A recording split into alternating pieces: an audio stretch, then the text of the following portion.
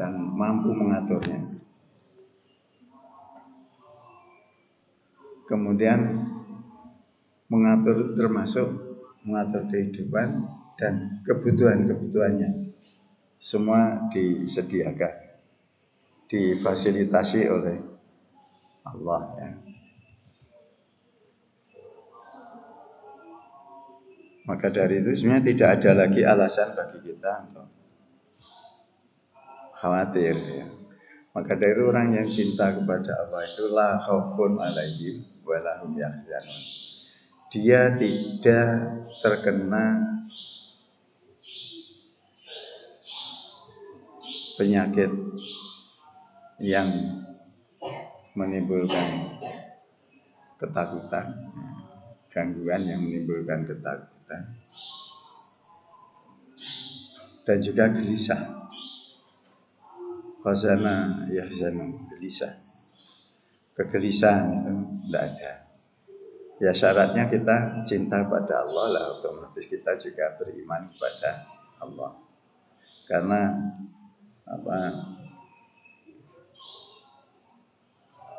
sumbernya itu sana. Kemudian kita dengan keimanan itulah maka kita harus husnudzan kepada Allah. Dengan husnudzan itu maka kita menjadi tenang. Kita yakin banyak apa? Wa ma indallahi khairul lil abrar. Sebenarnya apa yang ada di sisi Allah itu yang diberikan pada kita semua khairun adalah baik adanya lil abrar. Tapi itu adalah lil abrar untuk orang-orang yang baik. Kalau terjadi suudzon berarti itu indikasi orang itu tidak baik kepada Allah. Tidak baik.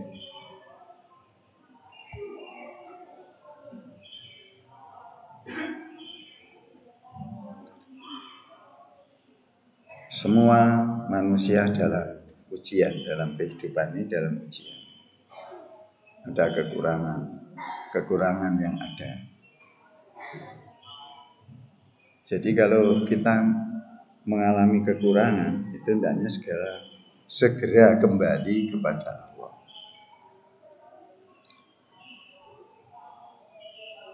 Kemudian Allah tidak pilih kasih, tidak pilih kasih. Siapapun, baik laki maupun perempuan, apabila dia berbuat baik, maka Allah akan memberikan kehidupan yang baik. Berbuat baik akan mendapatkan kehidupan yang baik.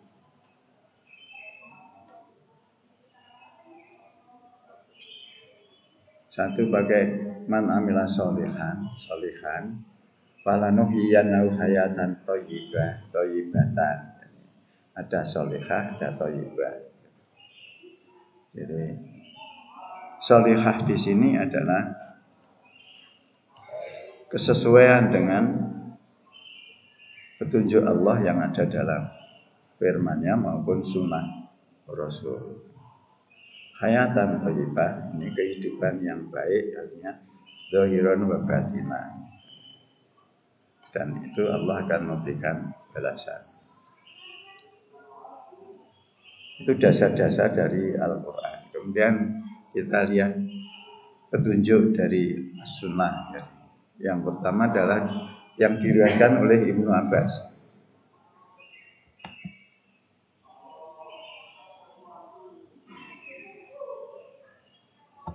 Ya, yang diriwayatkan oleh Ibnu Abbas. Ikhfadu hadzal hadis. Hendaknya engkau pelihara, wanti-wanti pelihara hadis ini, ucapan ini.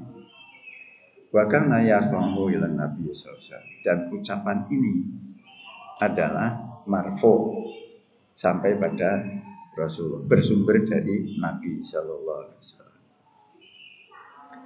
Bahkan ayatmu dan adalah Nabi senantiasa berdoa bihi dengan kalam ini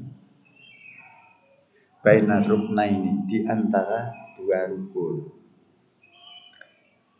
Di sini dalam syarahnya ada beberapa makna. Dua rukun itu adalah yang dimaksudkan, yang terkenal dalam hadis lain di antara dua sujud itu mustajabah.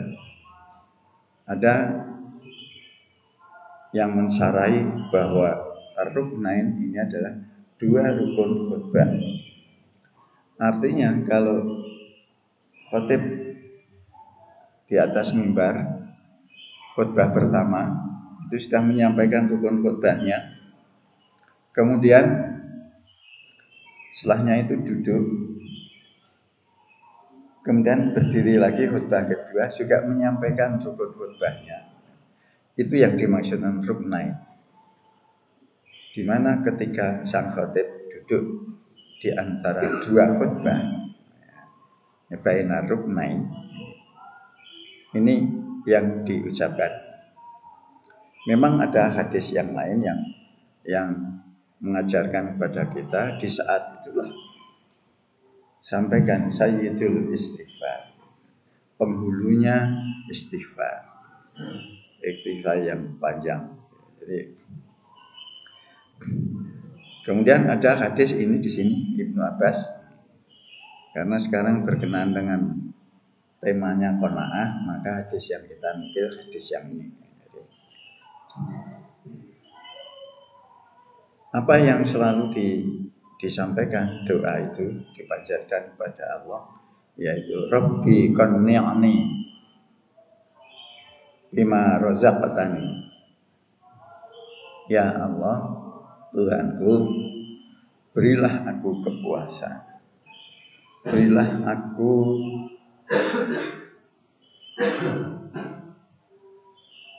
penerimaan bima razaqtani, terhadap apa yang telah Engkau rizkikan padaku. Semua yang diberikan Allah ini bentuknya rizki. Bisa wujudnya physically, sandang pangan papan, ya. Bisa wujudnya itu ilmu, bisa wujudnya kesehatan. Kesehatan itu rizki juga, rizki. Jadi Allah menyediakan semuanya, tetapi belum tentu kita merasa cukup dengan apa yang telah disediakan oleh Allah. Maka itu Nabi minta pada Allah, qanni'ni, berilah aku rasa cukup terhadap apa? Bima razaqtani, terhadap yang Engkau telah berikan kepadaku. Wa barik li fi, dan berkatilah aku di dalam menerima rizkimu itu. Berkatilah maksudnya barokah itu adalah maknanya ziyadatul khair. Artinya berilah aku tambahan kebaikan terhadap rizki yang telah diberikan. Maka dari itu di sini hendaknya kita juga bersedia berbagi tentang rizki yang telah diberikan oleh Allah itu kepada kita, bentuknya apapun, ya. Dalam bentuk tadi sandang pangan papan, maupun dalam bentuk kesehatan, bentuk ilmu, bentuk pemahaman. Warzuqni fahma. Pemahaman itu juga rizki. Jadi rizki itu luas. Selama ini mungkin kita mempunyai persepsi bahwa rizki itu ya yang bisa dimakan, atau sangat terbatas itu nanti, ya. Warzuqni fahma juga, berilah aku pemahaman. Jadi kalau kita paham dalam satu kelas saja kan 40 anak atau gimana itu, dalam sumber informasi yang sama dari seorang guru, nanti kalau dievaluasi hasilnya beda-beda, rizkinya beda-beda, jadi pemahamannya beda-beda. Itulah maka sebenarnya satu kelompok itu, apalagi kalau seserapan, artinya thalabul ilmi atau interaksi lain bentuk selain keilmuan, itu harus ada evaluasi. Mungkin bentuknya pengelolaan, gitu. Pengelolaan barang atau pengelolaan uang. Nah, itu semuanya bentuk-bentuk pengelolaan itu juga harus ada evaluasi sehingga tahu prestasi. Wakhluf ala kulli ghaibatin li bi khairin. Wakhluf, dan berilah aku ganti ala kulli ghaibatin, pada setiap yang aku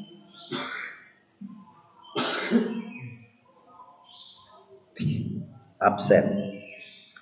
Ghaibah bisa maknanya absen, bisa maknanya ghaibah itu yang gagal. Fatatun. Jadi dalam hidup ini kita mempunyai rencana, kita mempunyai kegiatan, dan kita mengharapkan akibat. Tapi tidak semua sebab yang kita timbulkan itu muncul akibat sepertinya yang kita harapkan. Nah, tatkala itu akibat tidak muncul, itu yang disebut ghaibah. Tidak munculnya itu maknanya apa? Itu juga rahasia. Oleh karena itu di sini doanya, ya Allah gantikanlah kepadaku tentang segala sesuatu yang tidak tercapai atau belum tercapai bagiku adalah suatu kebajikan. Digantikan sebagai suatu kebajikan. Pernah Ummu Salamah, kisah sedikit.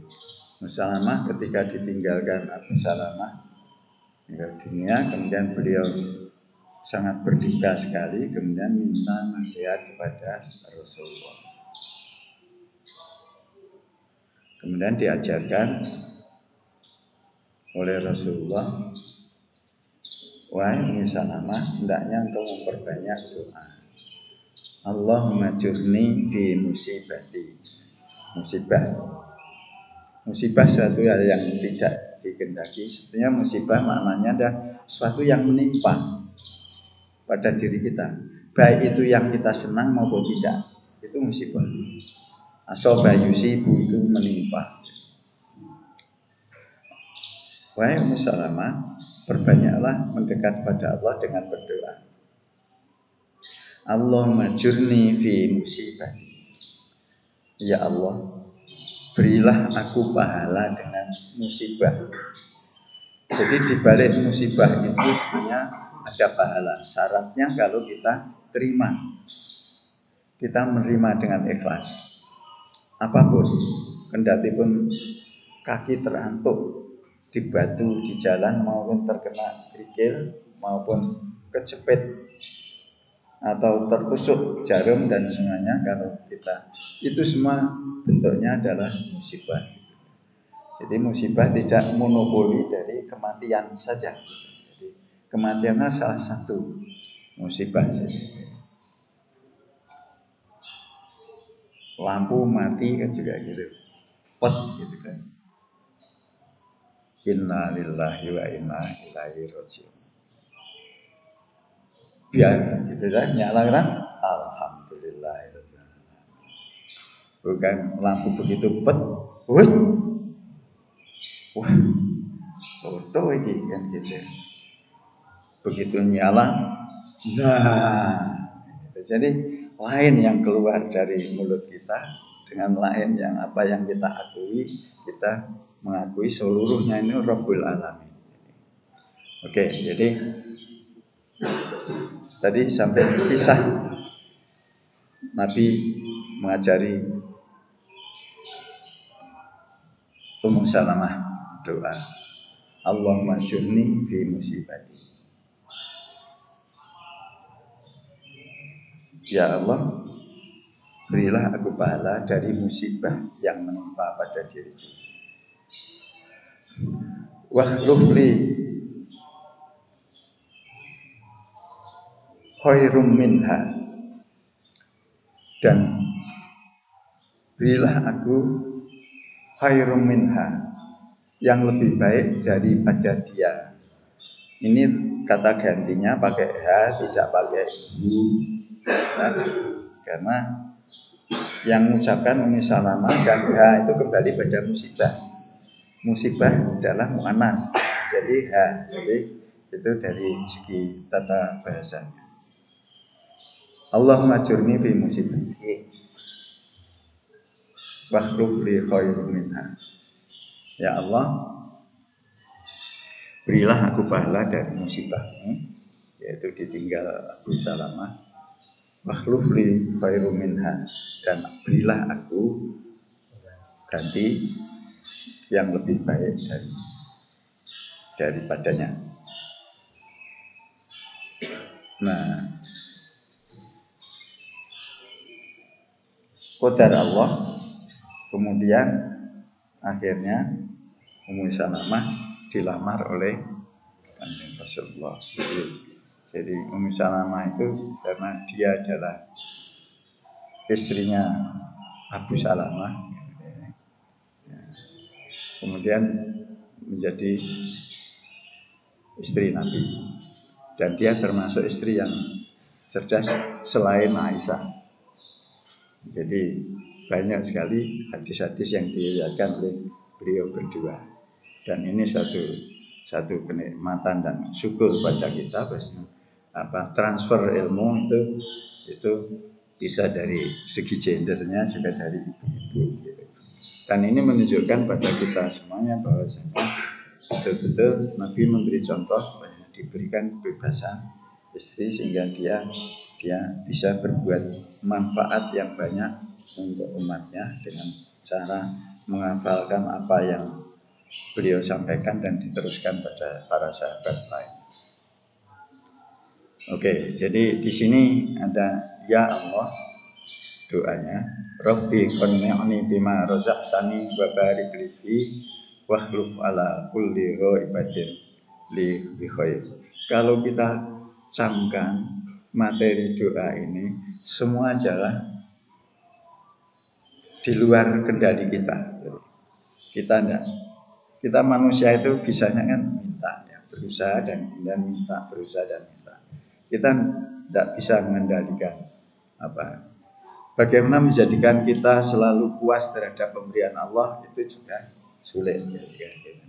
Kemudian bagaimana kita berbuat baik, mengembangkan kebaikan dari rezeki yang telah kita terima juga tidak semua mudah. Begitu juga kita selalu menangkap apa yang dohir saja. Padahal sebetulnya ada kata-kata yang itu sebenarnya kata-kata sangat bijak, yaitu kegagalan adalah keberhasilan yang tertunda. Hanya kapan penundaannya kita tidak tahu. Apa wujudnya penundaan itu kita juga tidak tahu, dan apa gantinya tidak tahu. Yang tepat bagi kita ya pasrah pada Allah dan minta yang baik. Dan itu telah dicontohkan pada kisah singkat tadi dari Ummu Salamah. Dalam hadis lain dari Abdullah bin Umar bin As,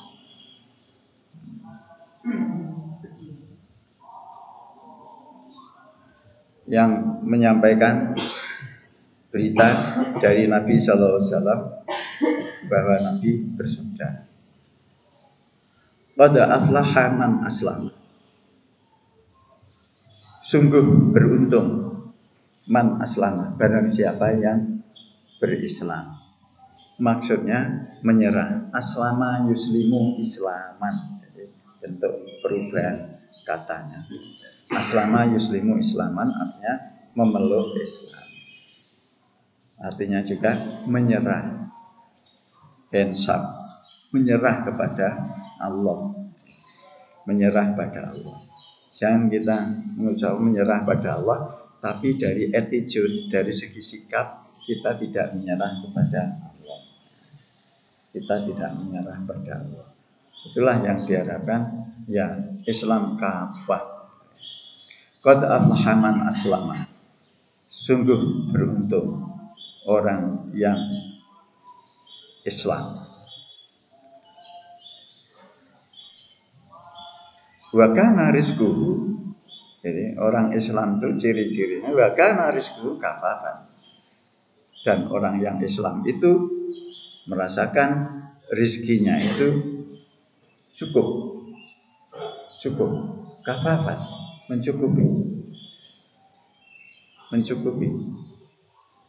Kita kalau kita perhatikan aja kalau pagi ini kan burung terbang, dan itu ada hadisnya juga, burung terbang nanti kembali lagi ke sarangnya sore hari sudah dalam keadaan kenyang, padahal dia tidak pernah playgroup, ya tidak pernah teman kanak-kanak, ya tidak pernah ya, sekolah dasar tidak pernah, kuliah juga tidak pernah, tapi dia pergi gitu aja atas kemahakuasaan kasih sayang Allah, dia sore hari pulang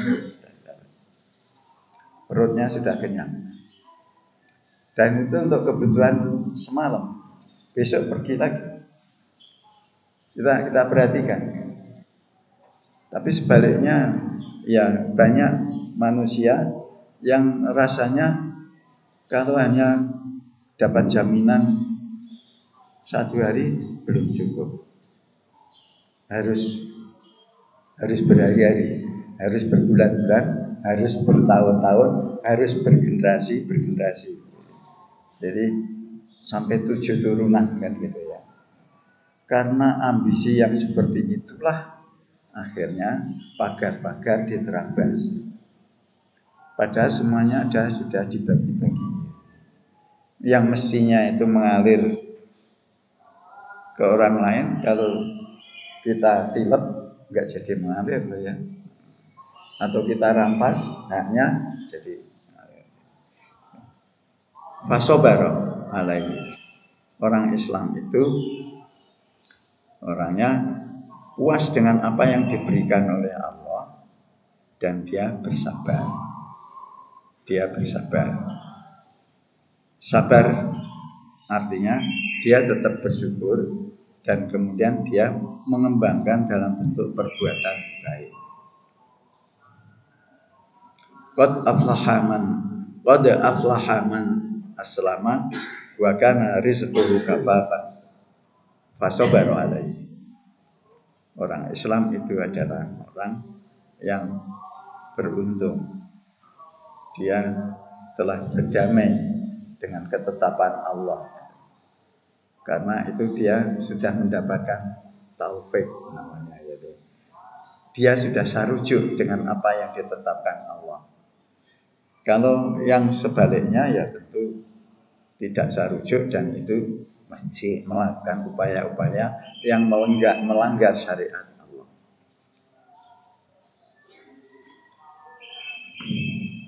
Kemudian saya kutipkan dari Majalisatil Jawahirul Ilmi, Majelis Jawahirul Ilmi, yaitu mutiara-mutiaranya ilmu.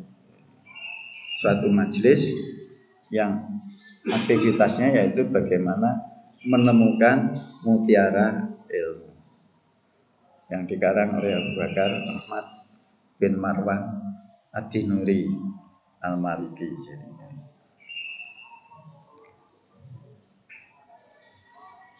Beliau menuturkan haddatsana Ismail bin Yunus, telah menceritakan pada aku dari Yunus, Ismail bin Yunus.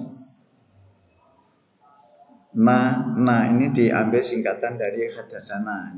Nah itu harus dibacanya haddatsana. Ziyadi qala sami'tu al-Asma'i yaqul. Aku mendengarkan Al-Asma'i berkata, qala Busru jamharul hakim, hendaknya engkau berburu dengan ya suatu mutiara yang hakim, yang bijaksana. Artinya ada pepatah yang mengatakan, jadi dari pengalaman hidup itu dia mengekstrak kemudian diwujudkan dalam bentuk kata-kata. Kata-katanya ini samarul qanaah ar-rahah. Samarul qanaati, buah daripada hidup bersahaja itu, hidup menerima itu ar-rahah. Dia selalu santai, tidak kemerungsung. Bahasa Jawanya ar-rahah itu bukan hidup leha-leha, itu lain lagi dia.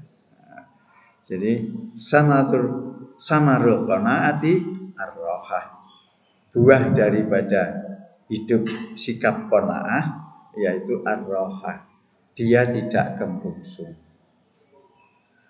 juga tidak nggege mongso, dia sabar menunggu dan sabar menerima.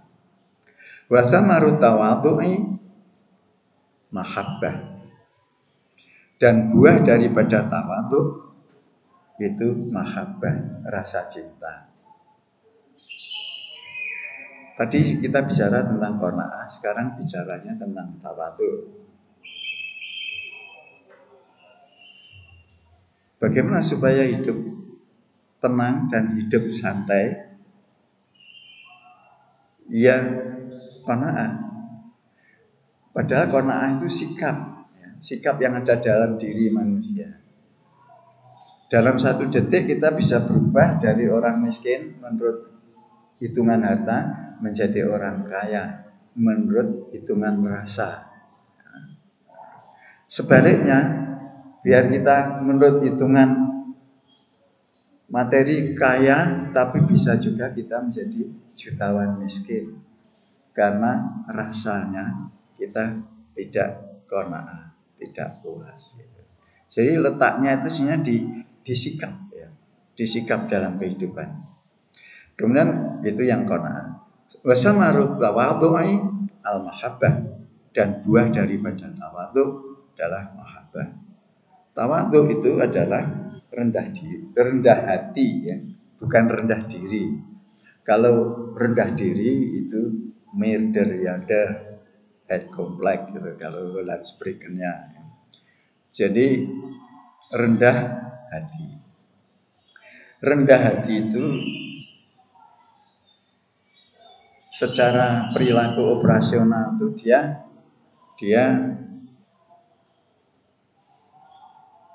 tidak sombong, tidak besar suaranya, dalam arti kata yang air beriak tanda tak dalam itu. Jadi omongannya tidak besar. Dia bersyukur, ya. Tawadhu itu dia bersyukur, tidak sombong. Dia selalu berbuat baik dan selalu positive thinking. Itu orang tawadhu, wujud-wujud tawadhu.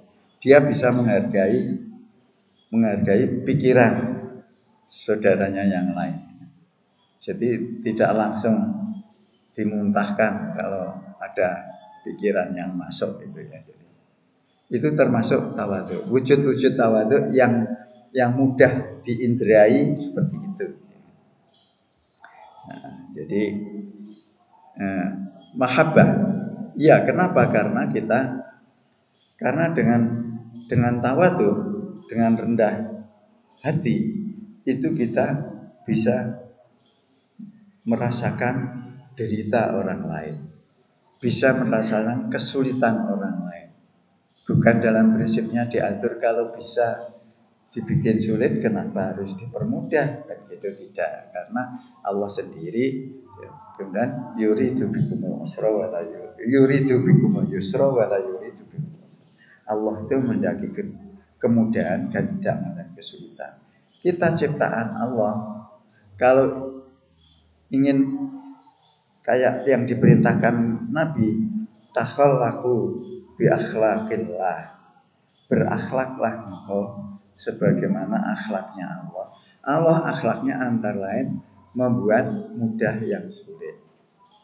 Nah, kita kalau ingin berakhlak seperti akhlaknya Allah, ya kita lakukan seperti Allah lakukan, yaitu bagaimana kita membuat kebaikan, membuat kemudahan bagi orang yang merasa kesulitan. Janji Allah juga di hadis yang lain melalui nabinya, man yassara ala mu'sirin, barang siapa yang mempermudah saudaranya yang lain yang mengalami kesulitan, yassarallahu lahu di dunia wal akhirah, maka Allah akan memberikan kemudahan bagi dia yang memberi kemudahan pada orang lain tadi, kehidupan di dunia maupun di akhirat. Akhirnya terjalinlah rasa cinta antara sesama manusia. Cinta sama-sama. Kalau orang berbuat baik masih memilah-milah, tidak masih memilah-milah pada siapa, nah itu masih belum ketemu mahabbahnya. Berdasarkan kecintaan, wujud mahabbah yang lain dia selalu positive thinking terhadap manusia sesama hidup maupun positive thinking kepada Allah.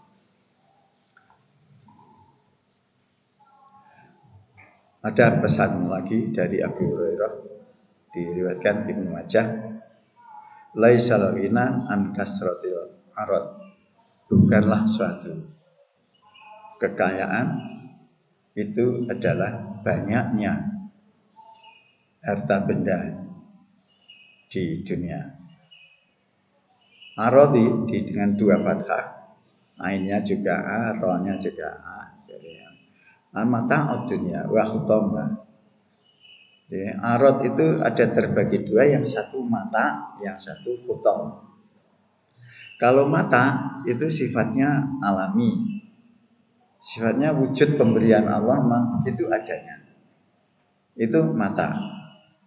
Termasuk makrokosmos maupun mikrokosmos, semuanya adalah itu mata. Kalau khutamud dunya, wujud yang ada, fisik yang ada di dunia, tapi atas rekayasa manusia atau karena perkembangan ilmu dan budaya, itu khutam. Umumnya ini barang bergerak, khutam dunia, barang-barang di dunia. Dan kedua-duanya arut ini bisa hancur pada saatnya. Oke, jadi sesungguhnya kekayaan itu bukanlah al-aradi, adalah bukan mata dan khutam. Ini mata, ini salah satu contohnya. Ad-dunya mata'un wa khairu mata'iha al-mar'atus shalihah. Dunia ini adalah suatu yang sangat disenangi, tapi sebaik-baik kesenangan di dunia ini adalah al-mar'atus shalihah, adalah perempuan yang shalihah. Kan bukan fabrikan. Kalau khutam ini fabrikan, kalau mata bukan fabrikan, bukan manufaktur, hasil manufaktur. Yang manufaktur khutam. Nah ini coba kita mencoba menjelaskan, mentransfer pemahaman daripada petunjuk Nabi. Oke. Ini beberapa petunjuk yang mudah-mudahan bisa memperjelas tentang sikap qanaah. Itu merupakan ajaran penting dari agama kita.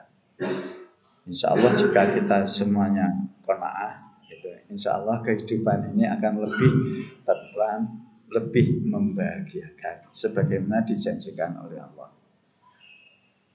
Mari kita tutup dengan kabar majelis. Subhanallah, bika asyhadu an la ilaha illa anta, astaghfiruka. Assalamualaikum warahmatullahi wabarakatuh.